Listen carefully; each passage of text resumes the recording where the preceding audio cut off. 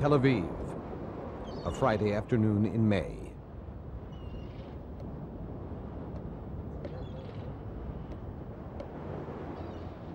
As the week winds down, traffic dwindles in the streets of the metropolis.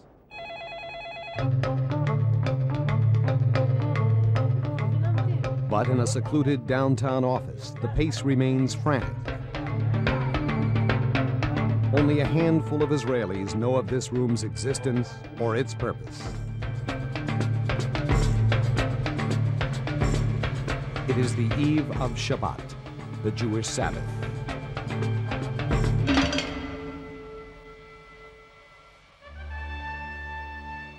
Operation Solomon, the secret airlift of Ethiopian Jewry, is underway. An entire Jewish community is about to reach its promised land.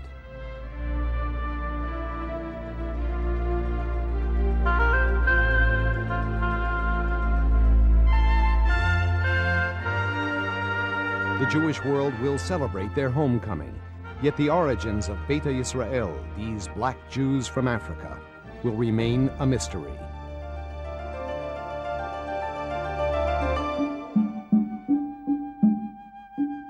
Some 3,000 years ago, a gift-laden caravan carried the Queen of Sheba across the desert to visit King Solomon.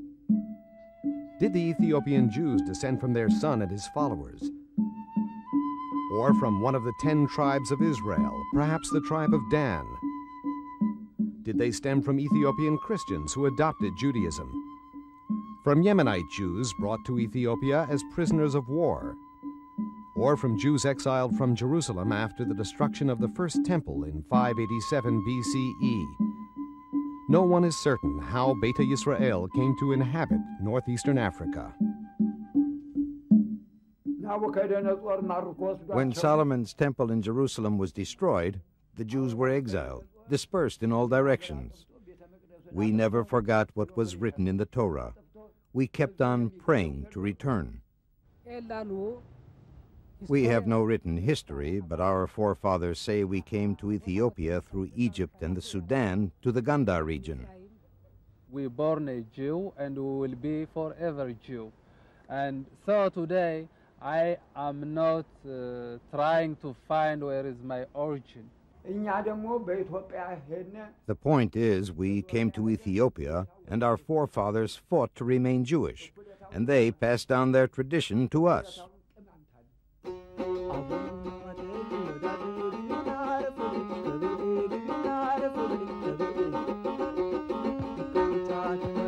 Beta Yisrael were isolated from the outside world, convinced they were the last Jews on earth.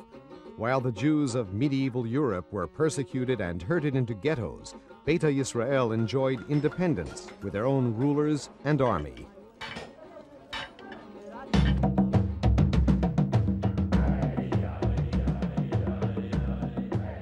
Some 500 years ago, tragedy struck. Ethiopia's Christian emperor Ishak dealt rebellious Jews a crushing military defeat.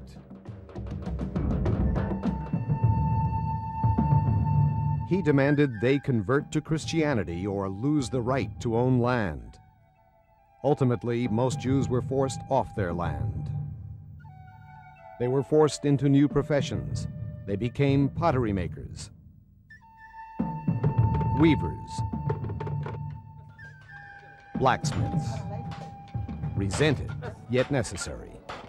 To their Christian neighbors, this world of fire and hot iron seemed like black magic. Persecuted, regarded with suspicion, the Jews were labeled falashas. The word means wanderers, landless. I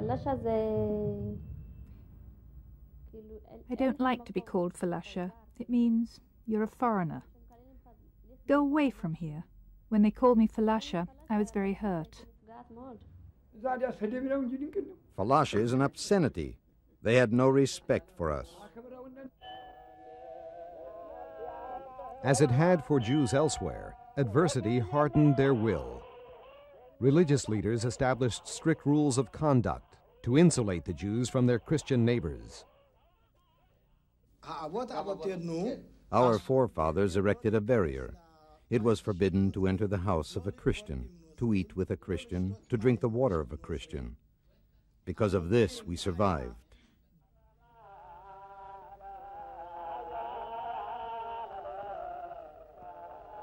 The Torah, handwritten on goatskin in the ancient Gez tongue and known as the Orit, was at the heart of Ethiopian Jewish life. The Mishnah, Talmud, and other later commentaries were unknown. The Sabbath and other holidays mentioned in the Torah were strictly observed.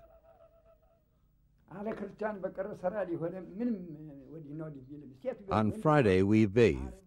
On Saturday, we prayed in the synagogue. We all wore clean white clothes. On Shabbat in Ethiopia, no one cooked or lit fires. It was a day of rest. We went according to the Torah. What was written in the Torah was what we did.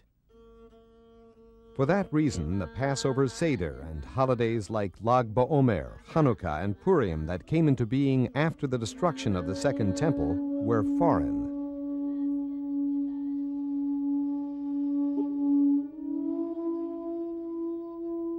The Sigd was unique to Beta Yisrael, a time of prayer and fasting, renewing the ancient covenant forged between God and Moses at Mount Sinai.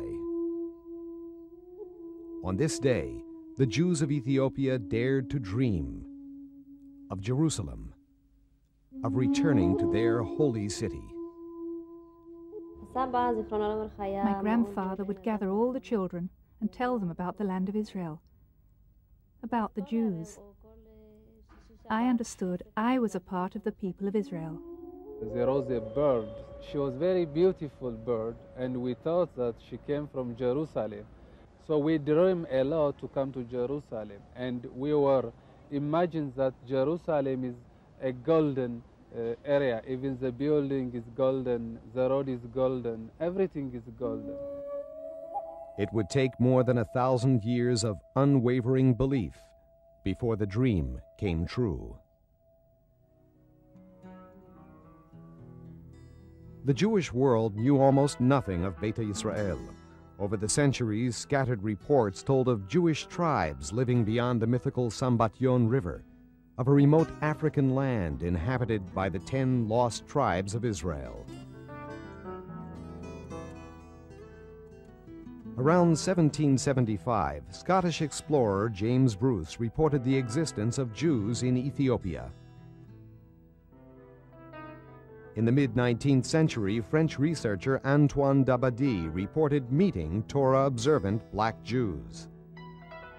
But real contact came only in 1867, when the French Kol Yisrael Chavarim organization sent Professor Yosef Halevi to investigate Jewish life in Ethiopia. His report brought no further action.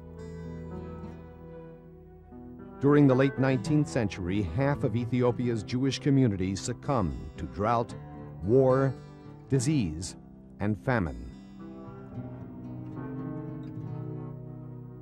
In 1904, Halevi's student, Yaakov Feitlovich, came to Ethiopia and remained for 2 years, living with, learning about, Beta Yisrael. When Dr. Feitlovich came to Ethiopia, my father told me he was not recognized by our Kesim. He was not allowed to enter even to synagogue because he was white. So I myself, I thought all the Jewish people over the world are black people. Feitlovich returned to Europe with a letter from the Kesim, the Ethiopian religious leaders, saying, "Do not forsake us." He brought back a letter from the rabbis of 42 Jewish communities, offering moral support, but little concrete assistance. Feitlovich went on working to bridge the gap between Beta Yisrael and the Jewish world.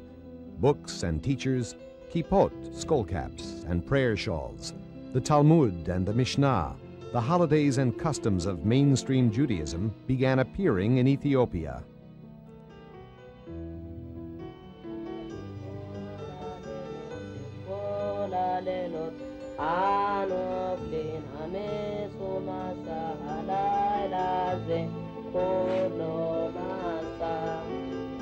But it would take until the last decade of the 20th century before those halting first steps became a giant leap to the land of their dreams. אנו מכריזים בזאת על הקמת מדינה יהודית בארץ ישראל. היא מדינת ישראל. In 1948, the State of Israel is established, but Israeli acceptance of Ethiopian Jewry is slow in coming. Yaakov Feitlovich works to strengthen Beta Yisrael's ties to the new state. In the mid-1950s, two groups of Ethiopian Jewish youth are brought to Israel where they study Hebrew. Suddenly, I came into a room and found children from Romania, Poland, America, and I was the only one with a different color. I asked myself, what? Are there white Jews? My parents thought we were the only Jews left in the world.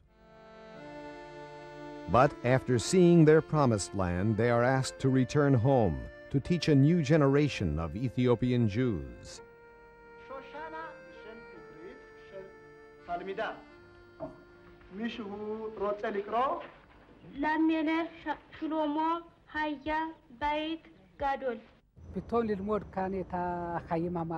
After learning Western ways and moving ahead, returning to the villages was one of the hardest things I ever did.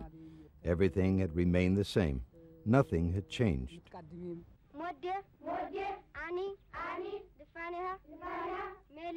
Those who return to the villages kindle a new spirit among Ethiopia's Jews, a new determination to reach Israel.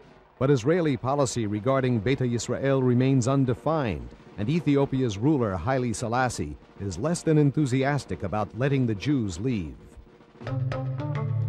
World Jewish leaders press for action. In the late 1970s, Israel's government finally decides to bring Beta Yisrael home, and the Jews of Ethiopia begin the long trek out of their country. They cross illegally into Sudan, whose military dictator has been bribed to look the other way. It took a long time till I decided to leave my parents and go into the desert. It was very hard. I knew I was going with friends, but I didn't know if or when I'd see my family again. My parents are elders, so I was very afraid, especially for my mother, that she will cry and she will not allow me to come to Sudan. And I decided not to tell them. We walked for 21 days. Most of the time we walked through areas controlled by the rebels, who opposed what we were doing.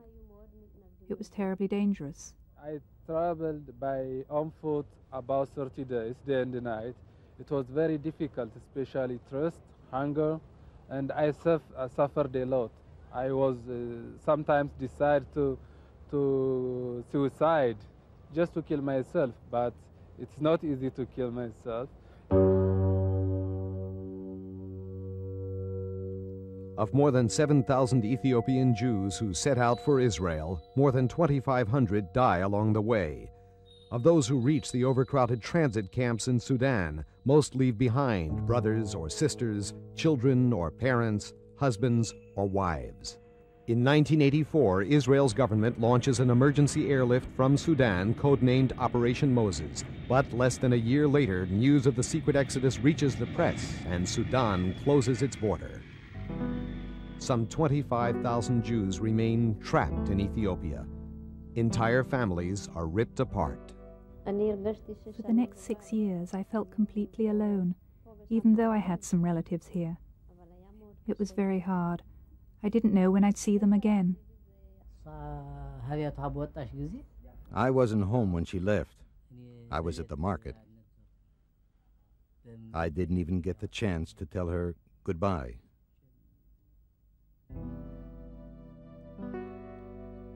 During the years that pass, communication is unreliable at best. A letter when it can get through, a picture, a memory, something to hold on to. But a letter from Israel can place an entire family in jeopardy. At home in Israel, Avram Zaro passes his days in longing. I come from a big family, 18 brothers and sisters. Everyone, including my parents, stayed back in the Gandar. Most of all, I miss my big brother, Azano. He was like a father to me, like a father. Small miracles sometimes break the silence. When an Israeli film crew reaches Ethiopia, it brings back personal greetings and indelible memories. Tell them not to forget us.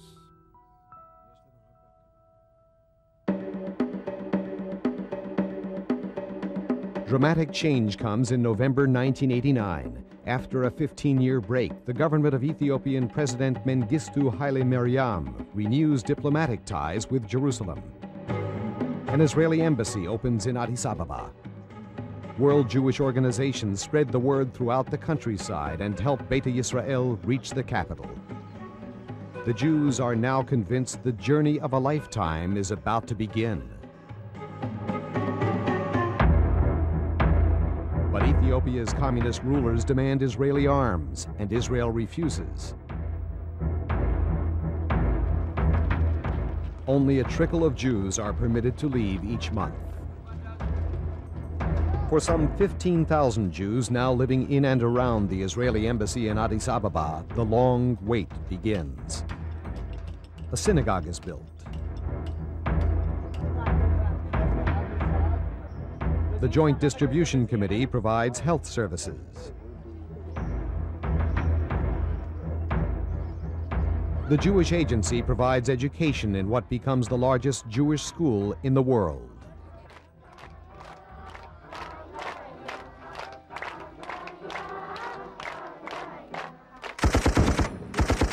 Time is running out. After years of civil war, rebel forces now mount a full-scale attack. Ethiopia is on the verge of chaos. Jerusalem closely monitors the situation, while Ethiopian immigrants in Israel look on in fear. Amid the crisis, Avram Zaro's family prepares a video letter for his brother's family in Addis Ababa. At the Israeli embassy in Addis, they gather around the television. It's their first real contact.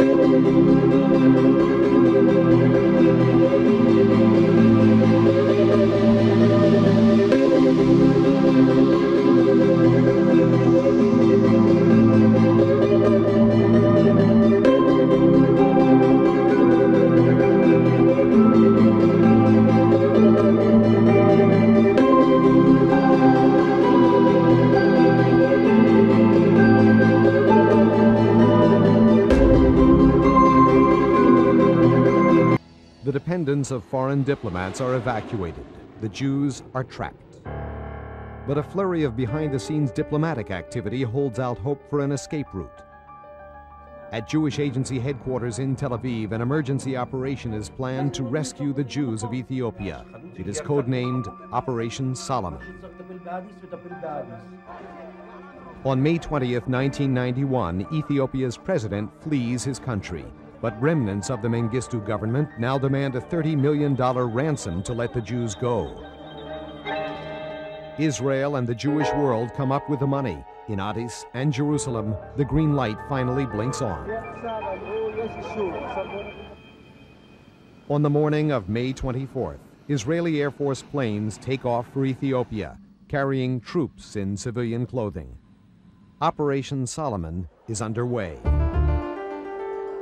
As the Jews gather outside the embassy, months of planning and organization are put to the test. They must be transported to the airport quickly without attracting attention, within range of rebel guns.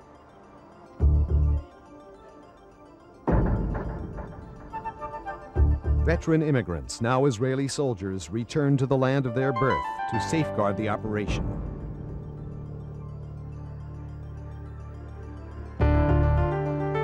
They board the planes as quickly as they land, leaving all their possessions behind. They leave the land of their birth with no more than the clothes on their backs. With no baggage, the planes carry more passengers, more than 1,000 on one jumbo jet, a world's record. At exactly 4:40 p.m., the first of 35 aircraft taking part in Operation Solomon lands at Ben Gurion Airport, and a little boy steps into the sunlight of his promised land.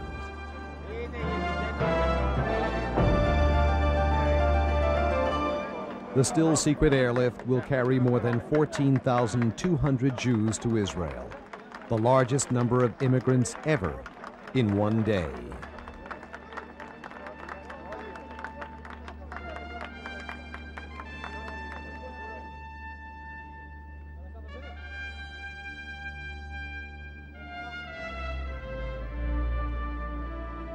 The young, the old, the healthy and the infirm, religious leaders carrying sacred writings, an entire community emerges from the plains.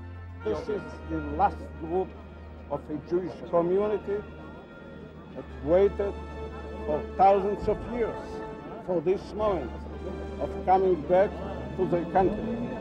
And we did it.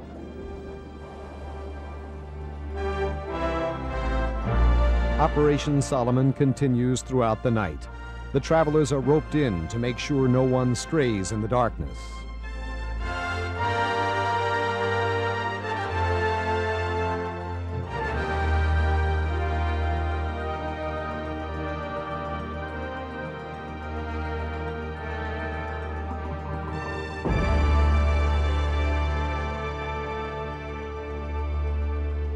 The first Sabras, 7 babies born aboard the planes, steal the spotlight.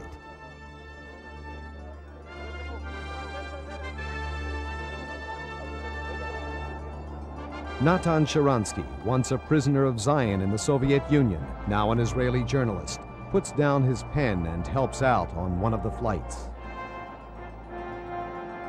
The story writes itself. All Zionism in one picture, in one moment, in 1 hour, and at the same time 1,000 years of struggle. It was something fantastic. A tremendous task force works around the clock to keep Operation Solomon on schedule.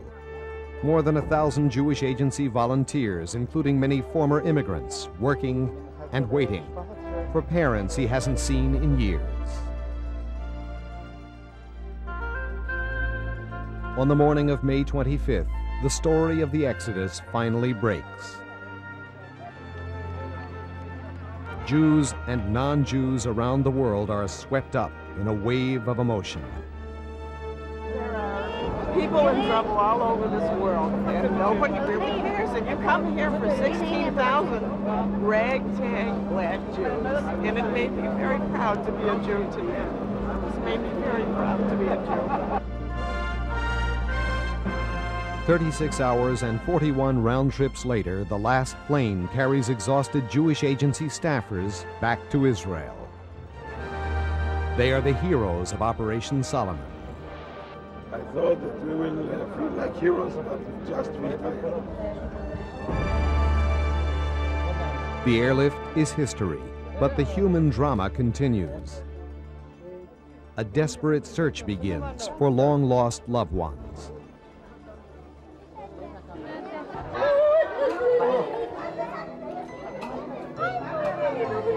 For Avram Zaro and his brother, an eternity of longing comes to an end.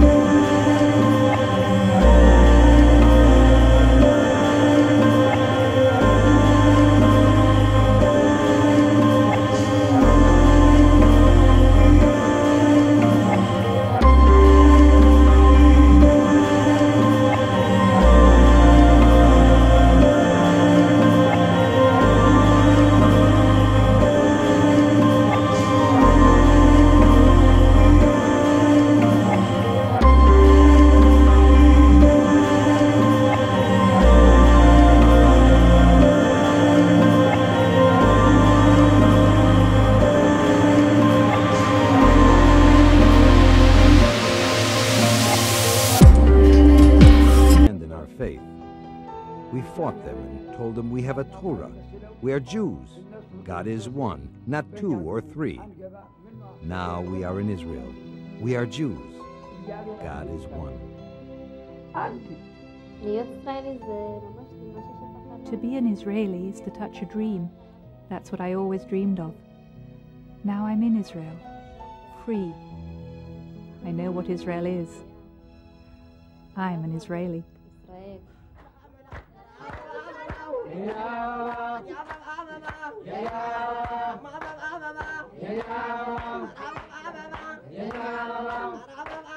The Jews of Ethiopia are home at last, beginning new lives in the land of their dreams. Their past remains an enigma, their future an undefined possibility. Their incredible journey through time and space has just begun.